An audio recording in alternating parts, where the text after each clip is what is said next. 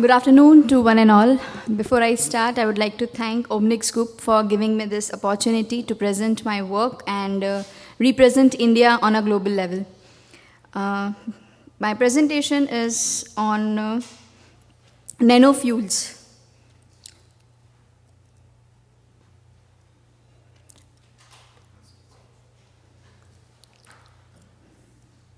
I am Dr. Rakhi Mehta and head of the department, as Sir said. Not eminent person as you all researchers. I'm just starting to research. These are my co-authors and my mentors. My work will be starting for nanofuels. Now, many of you might be thinking, what do you mean by nanofuels? Nanofuels are suspensions of pure energetic nanomaterials in a liquid fuel that which is acting as a potential energy carrier and releases a large amount of energy and heat when it is being oxidized. So nanofuels, why we are studying, because there are so many other options. Nanofuels adds to the enthalpy, overall enthalpy of the fuel. It is giving better combustion and higher energy density per given fuel volume. Why not micron-sized particles? Because it is having many problems as ignition delays, slow burning rates, incomplete combustion of the large metal particles, and low suspension stabilities. What are nanofuels and why? As we have nano chips, nano cells, and even India has nano cars, why not nanofuels? So nanoparticles, latent fuels, they are significantly different thermophysical properties when compared to the base fuels. Limited work has been done on the effect of these nanoparticles to the liquid base fuels. The major concerns are stability of liquid based nanofuels is a major concern. Adequate preparation techniques are required so that to keep it in a constant suspension, it does not settle down, and uniform distribution of nanoparticles in a continuous liquid phase. My research work, experimental work, which presently I'm going to present, will be preparation of stable nanofuels with the nanoparticles of iron, boron, and aluminium in diesel as a base fuel. The properties which has been determined are physical stability, calorific values, combustion characteristics, and soot formation. Stability, the major thing which we will be discussing first, which is a major concern, that is the stability of nanofuels. Stability is keeping the nanoparticles in suspension. There are two types of stabilization, physical and chemical. Physical stabilization was provided by ultrasonication. Ultrasonicator was used to keep it in suspension. And these are the samples, if you could see. Initial and final. This is the one when it was initially made, but because of just physical stabilization, it came down to the settling. As you could see, this is the probe of an ultrasonicator. Stability criteria, second was chemical stabilization, that is we are providing surfactants which will be acting as making it a microemulsion. Technique, two phases are there, particles in the suspension and the base fuel in the continuous phase. And by adding appropriate surfactant, we are increasing the zeta potential of the fuel, which prevents precipitation and settling of the particles. These are the bulk properties of nanoparticles which I had been using. That's iron, aluminium, and boron, particle size, atomic mass, bulk density, melting point, oxide formed, and melting point of the oxides. And these were the surfactants which I had tried.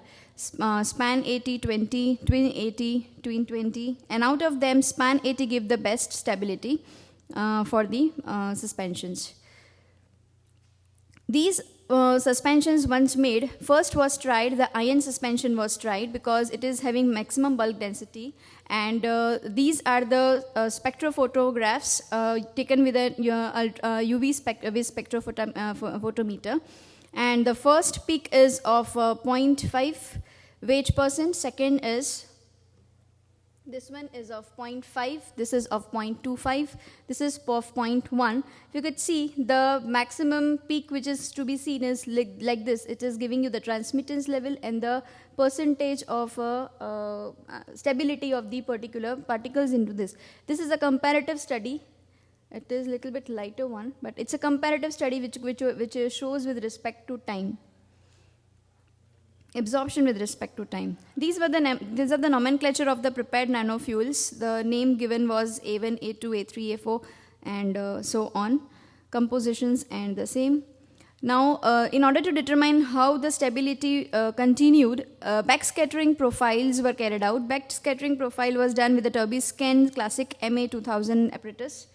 Now, these graphs, if you could see, this is backscattering profile of one weight person. Initially 10%, the peak, if you could see, there is no, almost all the graphs are coinciding. That means the stability is higher. The second, the second one is of our backscattering of a nano ion after 8 hours. Initially was at zero time. This is for after a nano-aluminium blend after 24 hours, and if you could see, the graph is going on deteriorating. That means the settling is carried out, and this is for nanoboron. Nanoboron has also what's shown good stability. However, its efficiency as a additive is not that high. The mechanism behind which we have used these particles is its oxidation, because it releases amount of energy when it oxidizes from aluminium to aluminium oxide, iron to iron oxide, and boron to boron oxide. These are the mechanisms which we have, which was followed. This is the setup of a bomb calorimeter, which was used to determine the calorific value with the help of the difference in the temperatures. These temperature graphs, if I show you, the first graph shows temperature versus weight percent.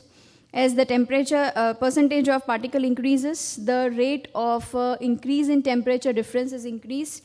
That means the higher the concentration, more is the temperature difference, and higher will be the calorific value. And the bottom shows the calorific value with respect to the weight percent of the particles. These are the, after the completion of these calorific value, at the end of the process, that is after the combustion of the fuel had taken place, the soot remained behind, was tested with the help of SEM. Photographs were taken in order to see what was exactly happening. And it was found, with the help of the literature which I have studied about, it was shown that some micro explosion is a mechanism which is taking place whenever such kind of nanoparticles burst in the fuel, and they give out the soot which is having porous structures. If you could see, it's a microporous structure, all three of them. This is for aluminium, for iron, and for boron. It's a microporous structure soot which is obtained at the end. Porous structure of residue particles are due to microexplosion, as I told, of nanofuel droplet at elevated temperatures. These are the particle size analysis. The particles which were obtained as a soot were analyzed for their size in order to check whether what will be the effect in the exhaust at the end whenever it is coming out. This was a particle size distribution combustion residue with using dynamic light scattering equipment. This particle analysis of soot produced by combusting pure diesel. If you could see, it's in the range of 100 to 1000 nanometers. Second one was iron. It is also having almost similar combustion particle size analysis. Iron, aluminium, with the help of aluminium, the soot produced was having in the range of 90 to round about more than 900.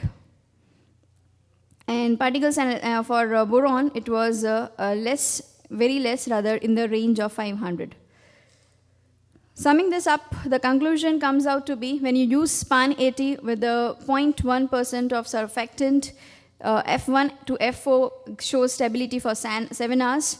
Aluminium and boron shows more than 18 hours to 24 hours.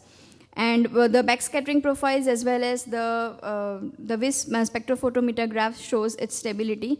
That means we cannot store these fuels. We have to make it in situ, on site, whenever it is to be used.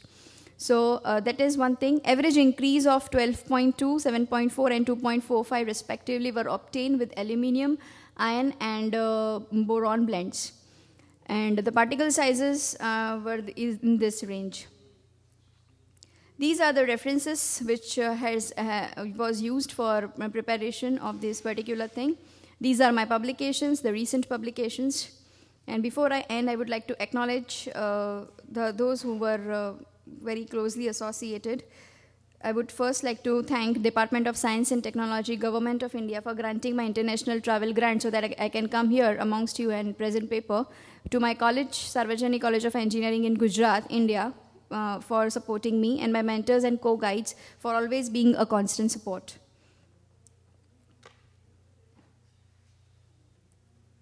Thank you so much.